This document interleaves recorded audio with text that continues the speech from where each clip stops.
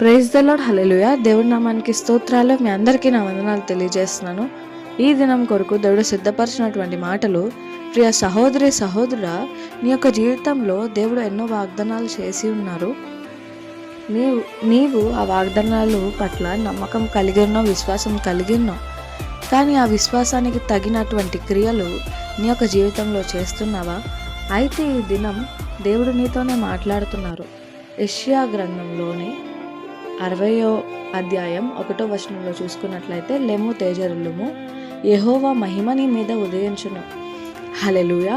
ఈ మాటలు వినుచున్న ప్రియ సహోదరి సహోదరుడా, మనం ఎగ్జాంపుల్ గనక చూసుకున్నట్లయితే మత్తయి సువార్తలో 38 సంవత్సరాల నుండి కోనేటి వద్ద పడి ఉన్న రోగిని మనం చూస్తాము. ఆయన దగ్గరికి యేసుప్రభులు వారే స్వయాన వచ్చి ఆయన్ని స్వస్థపరిచినట్లుగా మనం వాక్యం ద్వారా మనం చూస్తున్నాము. అక్కడ జరిగినటువంటి సంభాషణ ఎలా ఉందంటే, యేసుప్రభుల వారు వచ్చి అడుగుతున్నారు, నీవు స్వస్థత కోరుచున్నావా అంటే అతను రీజన్స్ చెప్తున్నాడు.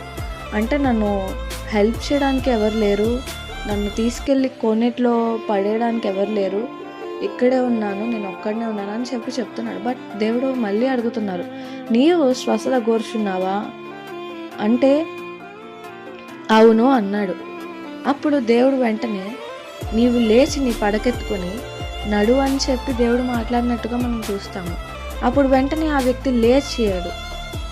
తనలో ఒక క్రియ అనేది జరిగించాడు కాబట్టే దేవుని యొక్క కార్యం తన జీవితంలో చూడగలిగాడు.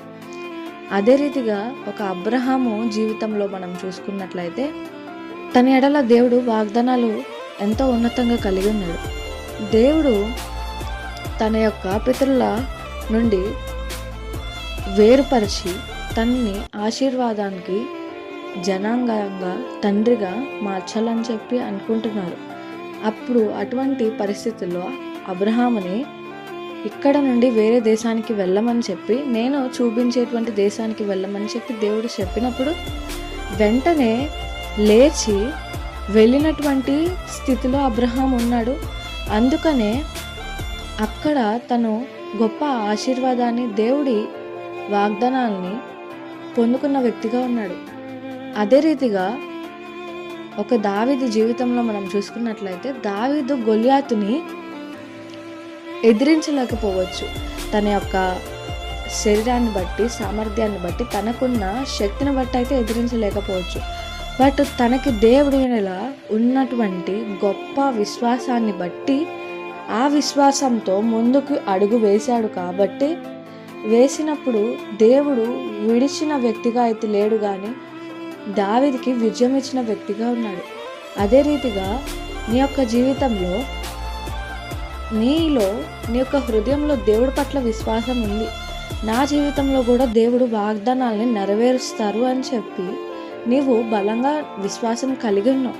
కానీ ఆ విశ్వాసానికి తగినట్టు క్రియారూపకంగా నీవు దేవుడికి నీ యొక్క విశ్వాసాన్ని కనపరిచేటువంటి స్థితిలో నువ్వు ఉన్నట్లయితే ఖచ్చితంగా ఆయన వాగ్దానాలని నువ్వు పొందుకుంటావని చెప్పి దేవుడు ఈ దినం మాట్లాడుతున్నారు. ఇప్పటిదాకా నీవు విశ్వాసం ఉంచుకుని కూడా నీకు క్రియారూపకంగా చూపించేటువంటి స్థితిలో లేవేమో. అందుకోసమే 38 సంవత్సరాల్లో కోనేటి వద్ద పడి ఉన్న రోగి ద్వారా నీతో మాట్లాడుతున్నారు, లెమ్ము తేజరిల్లుము.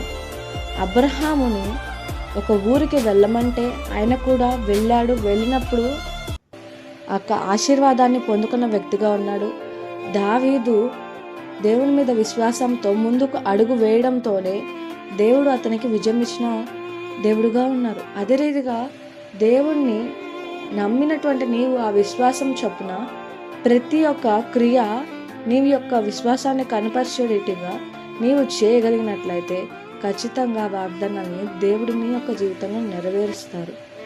అట్టి కృప దేవుడు నీకు దయచేయునుగాక. ఆమేన్.